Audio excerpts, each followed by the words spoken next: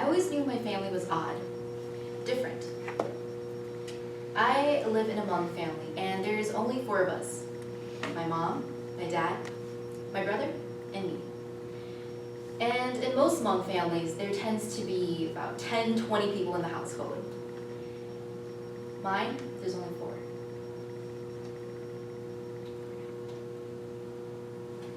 This was the most recent picture that my family has taken. That was in 1999, nearly 17 years ago.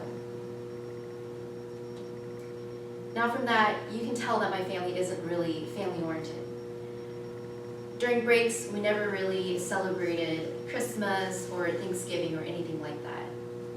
So during school, when I would come back for break, or even before break, my friends would ask me, "Oh, what are you gonna do for Christmas? What are you gonna do during winter break?" And I would tell them, "Oh, I'm just gonna spend it with family," because I didn't want to tell them the truth. This carried on until my middle school, or throughout my middle school. And I just felt really insecure about my family. I asked myself, why is my family like this? Why are we not doing these family events together? And I just felt really sad during this time. We didn't really hang out with our relatives or do events with them anymore as well, because there were issues with my dad's side of the family. So when I got into high school, I didn't have the motivation to work with like classes and everything like that. I didn't care about my academics. That wasn't a part of my mentality at the time. So I didn't do well in school. Sophomore year was when I met a guy who eventually became my boyfriend, who is now my ex. But he and I were bad influences for each other. We often skipped class, and we would just go around and just do whatever we wanted to do for the day. We didn't care about school. We didn't care about it because it wasn't something that we were thinking about at the time. He was a senior, and I was a sophomore. One day, we got caught by the police. And we were brought over back to my school, and I was greeted with the administrator, counselors, and my dad.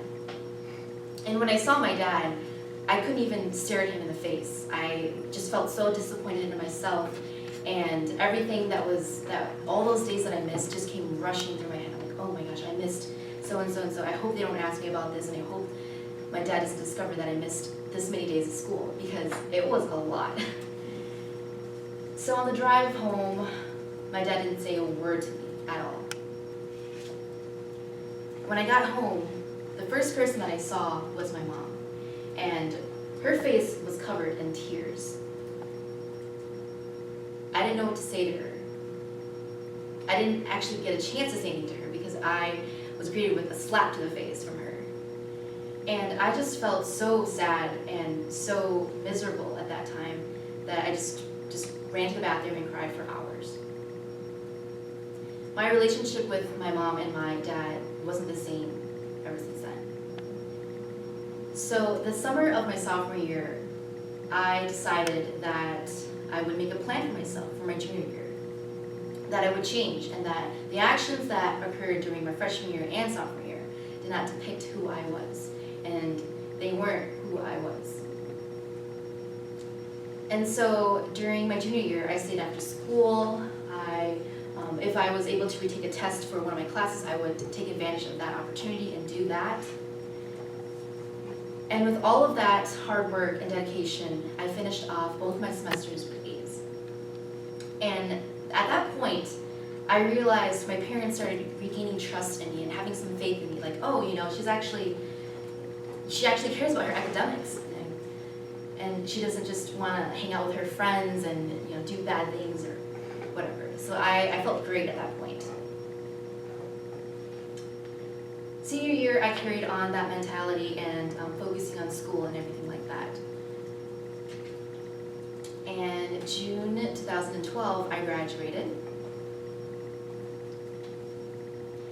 I carried this on into my freshman year of college as well, and I wanted to continue making my parents proud and showing them that I do care about what they think in my academics as well, and in doing and creating a better future for myself. Sophomore year, I carried this on as well. However, in spring semester of my sophomore year, my dad had a liver transplant. He was diagnosed with hepatitis B.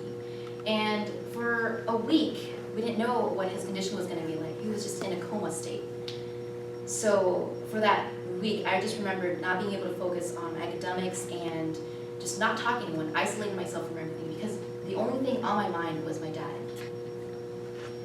And I visited him for a few times during that week as well, because I was concerned about his health and whether or not he was going to stay with us or not. When I got back to campus, a few days later, my mom called me.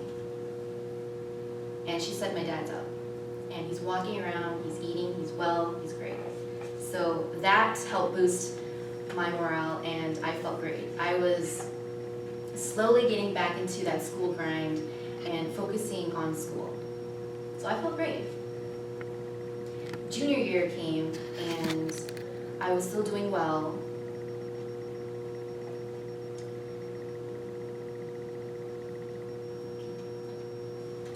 Until it was the summer of 2015. Both of my grandparents passed away during separate months. My grandpa died first, and then followed by my grandma. And losing someone so close to you is really hard, and I never experienced that before. So it was a difficult process to go through, and I didn't know what to do with my life at that point. However, something good came out of it. The relatives that I have not seen for 10 plus years, we were reunited again, and we talked and caught up and everything like that. Unfortunately, it had to be done under these circumstances. But it was a good thing, and I viewed it as a positive thing and out of something that happened negatively.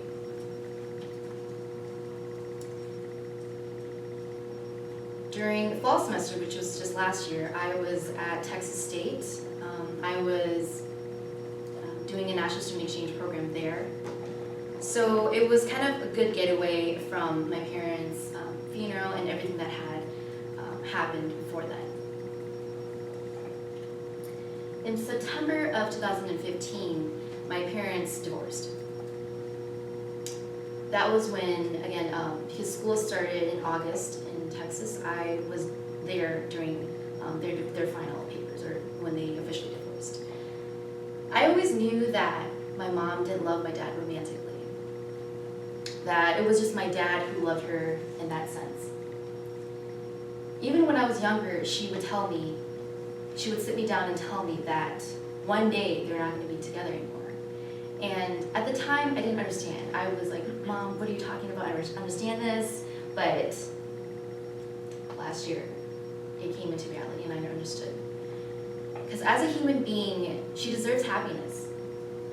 So I just thought about that, and in a way, I accepted it, but I wasn't over it. Being in Texas really helped, kept my mind off of everything that was going on. It was in a way a vacation for me, because I was just taking general education courses there, and I didn't really have to work too hard academically. So I was meeting new people, and I was growing as an individual, and things were just great there. When that semester ended, I came back to Minnesota, which is where I'm from, and I saw my dad for the first time in a few months. He didn't look too well. He was yellow, he lost a lot of weight, and I was scared for him. So I took him to the hospital, and since then he was in and out, and all my family members, again, were reunited, and we saw him in the hospital, and we had talks with him and things like that, just reliving old memories and talking about the good times. Oftentimes the doctors would come in and they would say they don't know if my dad's going to live throughout the night, and those were really frightening times for me. Unfortunately, we lost him earlier this year, and It was during J term, so I still had, school didn't start yet, but it was 2 weeks before spring semester was going to start, and coming back from Texas State, my motivation was sitting at a really critical point because I just wanted to be done with school. I didn't want to continue anymore. However, I still tried hard, or worked hard, and still pushed through my classes. When the first day of spring semester classes started, I didn't want to talk to anyone. I didn't want to go to class, and so my attendance started dropping, and my social life was in the dumps. And so this carried on for a few months until I realized one day, I don't like the person I am today. I want to change. And so this is when I started seeking help from my advisors and counseling services here on campus. And I'm really glad I did, because they helped walk me through this process of losing these loved ones. And so after achieving that, I was performing better in classes, my attendance increased, and I was talking to people more, and I was happier because I had seeked those people out. So after all those experiences and from all those challenges that I faced, I still wanted I still was able to go back into my main course, which is graduating and trying to get a better future than my parents.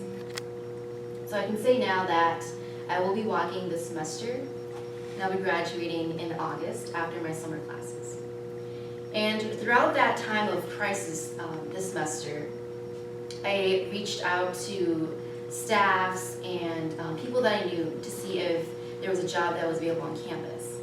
And just a few days ago, I was offered a position here on campus with Upward Bound, so I'll be working with them for the summer. And I just wanted to say that no matter what difficulties that you may face, it's important that you get over that, or maybe not get over that, but just to make sure that you know what your main course is and where it is, and to make sure that you come back and go on that path. So I want to leave you guys with a quote that my dad had told me in Monk, which I translated. Never forget your roots or the challenges that you overcame. Only prosper into the person, or the kick-ass person that you will become. Thank you.